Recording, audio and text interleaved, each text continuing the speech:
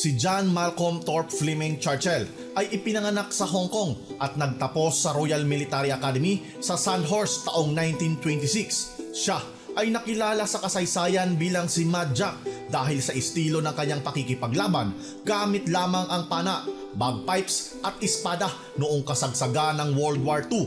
Nakadestino siya noon sa Burma sa Manchester Regiment ng British Army. Panahon iyon ng kapayapaan pero si Mad Jack ay hindi mapakali. Ilang taon na ang lumipas nang matapos ang World War I at sa edad na 30 ay nakabisado niya ang pagtugtog ng bagpipes at nakahiligan ang pag-iikot sakay ng kanyang motorsiklo.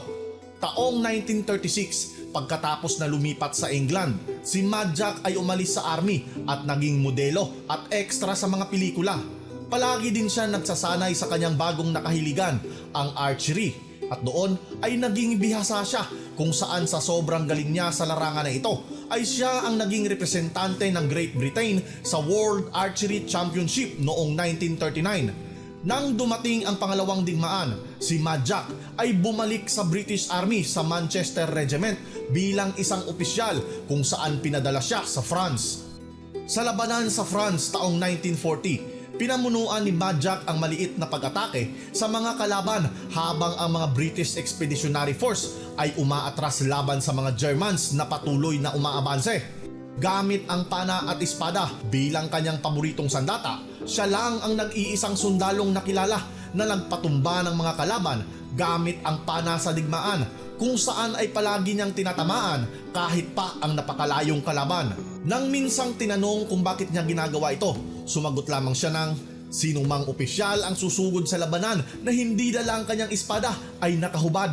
Noong panahong umaatras sa Dunkirk, tinamaan si Mad Jack sa leeg at nang tinanong kung paano ito nangyari, sumagot lamang siya na marahil German machine gun ang nakadali. Nakuha niya ang parangal na military cross dahil sa pinakitang katapangan pagkaraang iniligtas niya ang isang sugatan na British officer mula sa German ambush. Pagkatapos sa Dunkirk, nagpalista siya para maging komando at nang matapos ang kanyang training, pinadala siya sa Vagsoy, Norway taong 1941 bilang second in command ng pangatlong komando sa Operation Archery. Habang padaong sa baybayin ay tinutugtog niya ang Marks of the Cameron Men gamit ang kanyang bagpipes at pinamunuan ang pagsugod ng kanyang mga tauhan habang winawasiwas ang kanyang espada sa hangin pagdaong nila sa mabuhangin na baybayin. Dahil sa kanyang bihasa sa hand-to-hand combat at mapangahas na mga galaw, ang garrison ng German sa Vagsoy ay mabilis nilang nagapi. Dahil dito, si Mad Jack ay nakatanggap ng kanyang pangalawang military cross. Noong 1943 sa Italy, pinamunuan ni Mad Jack ang dalawang komando para wasakin ang mga German artillery at observation post sa bayan ng Pigiliti. Kahit pasagad sa depensa ang bayan at lugi sila sa bilang, nagawa pa ring maorganisa ni Mad Jack ang kanyang mga tauhan at nakaisip ng taktika para lituhin ang mga kalaban. Pinaghiwa-hiwalay niya ang kanyang mga tauhan sa malawak na posisyon at sabay-sabay na pinasigaw ng komando. Nalito ang mga kalaban at naisip na ang mga sigaw ay nagmula sa iba't ibang posisyon at dahil sa sobrang dilim ng gabi at di makita ang kanilang kinaroroonan ay inakala ng mga kalaban na sobrang laki ng puwersang sumusugod sa kanila. Pagkaraan ng bakbakan, ang 50 tauhan ng 2nd Commando ay nabihag ang 136 na mga kalaban. Si Mad Jack, katulong si Corporal Rafael, ay nahuli at nabihag ang 42 mga kalaban, pati na rin ang mga mortar crew, gamit lamang ang kanyang espada. Pagkatapos na maimartsa ang mga bihag papunta sa kanilang kampo, ay napansin niyang nawawala ang kanyang espada dahil sa pakikipagbuno sa mga kalabang kanina.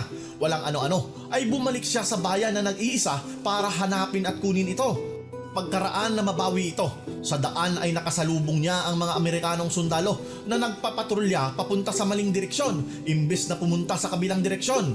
At sinabihan niya ang mga ito na wala siyang planong bumalik ng pangatlong beses para iligtas sila, kaya wag nang magpatuloy dahil mali ang kanilang pinupuntahan. Noong 1944, nadistino si Mad Jack sa Yugoslavia. Pinamunuan niya ang mga British Commandos at ang ngayon ay Yugoslav Partisans na inaatake ang mahirap akyatin at lusubin na burol na kilala sa tawag na Point 622 sa isla ng Brat sa Adriatic Sea laban sa mga Germans. Marami ang sugatan at namatay sa mga kasamahan ni Mad Jack kung saan umabot sa punto na nag-iisa na lang siya at naubusan pa ng bala. Sa kawalan ng pag-asa, kinuha niya ang kanyang bagpipes at nag-umpisang magpatugtog hanggang sa mawalan siya ng malay nang may sumabog na granada malapit sa kanya. Nahuli siya ng mga Germans na nagdedepensa sa lugar. Noong una ay pinadala siya sa Berlin para ma-interrogate dahil sa kanyang apelyido. Inakala kasi nila na kamag-anak siya ni Prime Minister Winston Churchill. Pagkatapos noon ay dinala siya sa Sachsenhausen concentration camp. Pero noong September 1944, si Madjak at ang isang RAF officer ay nakatakas sa pamamagitan ng paggapang sa ilalim ng mga barbed wire mula sa abandonadong drainage at nakarating pa sa baybayin ng Baltic bago nahuli ulit ng mga kalaban. Dahil doon ay pinadala siya sa bagong concentration camp sa Niederhof sa Austria. Subalit si Madjak ay talagang di mapakali at tumakas na naman noong April 1945. Naglakad siya ng mahigit 150 milya sa mabato at masukal na kabundukan ng Alps. Nabuhay siyang kumakain ng mga gulay na kanyang nadadaanan. Pagkalipas ng 8 araw, habang mabagal na naglalakad dahil sa kanyang bali sa paa, ay nakasalubong niya ang mga sundalong Amerikano sakay ng mga tangke. Doon ay pinadala siya pabalik sa England. Si Madjak ay talagang kilalang war freak. Bilang patunay, labis siyang nadismaya nang matapos ang digmaan sa Europe, kaya nag-apila siya para makasama sa Pacific Campaign laban sa mga mananakop na Hapon sa Burma. Subalit nang siya ay dumating sa Burma, ay nabomba na ng Amerika ang Hiroshima at Nagasaki kung saan sumuko na ang mga Hapon. Hindi ito kinagalak ni Madjak. Sabi pa niya na kung hindi dahil sa visit na bomba ay marahil ay napagpatuloy pa nila ang digmaan ng 10 pang taon. Pagkatapos ng pangalawang digmaan, nagpatuloy si Madjak sa kanyang paghahanap ng panganib. Nakapasa siya bilang paratrooper at na-transfer sa Seafort Highlanders at kinalaunan ay napadpad sa Palestine taong 1948 bilang second in command ng 1st Battalion sa Highland Infantry. Sa isang ambush ng mga sundalong Arabo sa Jewish Medical Convoy, si Madjak na meron lamang 12 tauhan, suot ang kanyang full military uniform, ay nagmarcha lang habang pinapaulanan ng bala ng mga kalaban papunta sa convoy para iligtas sila. Kahit ang mga inililigtas niya na medical team ay natakot sa kanya dahil nakangisi lang siyang parang sinasaniban at nagmarcha palapit sa kanila habang nagtatalsikan ang mga buhangin at bato sa kanyang paanan at paligid dahil sa tama ng mga bala.